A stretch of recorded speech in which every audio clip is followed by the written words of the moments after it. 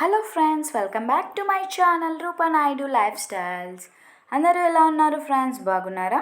మేమైతే చాలా బాగున్నాం. అలాగే మీరందరూ కూడా హ్యాపీగా ఉండాలని కోరుకుంటున్నాను.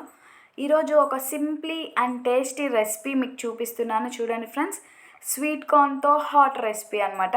నార్మల్గా అందరూ స్వీట్ కార్న్ తెచ్చుకున్న వెంటనే మనం ఏం చేస్తాం? మహా అంటే వాటర్లో బాయిల్ చేసి తింటాం, లేదా కాల్చుకొని తింటాం కదా.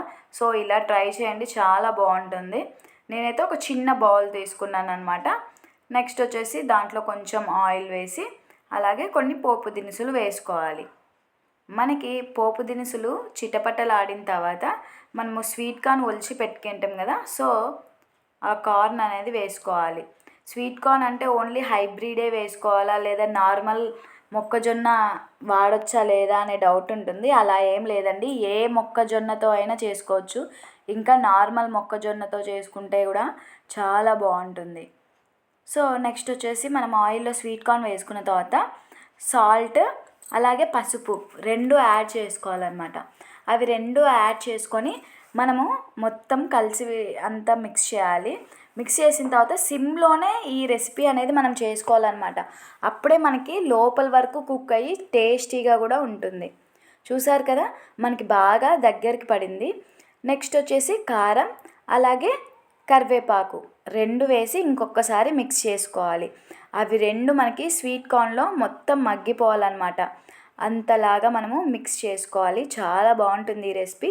మీకు నచ్చితే చాట్ మసాలా కూడా వేసుకోవచ్చు అనమాట. కానీ నేనైతే ఏమీ యాడ్ చేయను, నాకైతే ఇలానే ఇష్టము. ఇలానే చాలా టేస్టీగా ఉంటుంది. తప్పకుండా అందరు ట్రై చేయండి. చూడండి, సింపుల్గా ఎంత తొందరగా అయిపోయింది కదా ఈ రెసిపీ వచ్చేసి. మీరు తప్పకుండా కొత్త వాళ్ళు ఎవరైనా ఉంటే ట్రై చేయండి. ఈ రెసిపీ వచ్చేసి నాకు ఎవరూ నేర్పించలేదన్నమాట, నేనే ఓన్గా ట్రై చేశాను.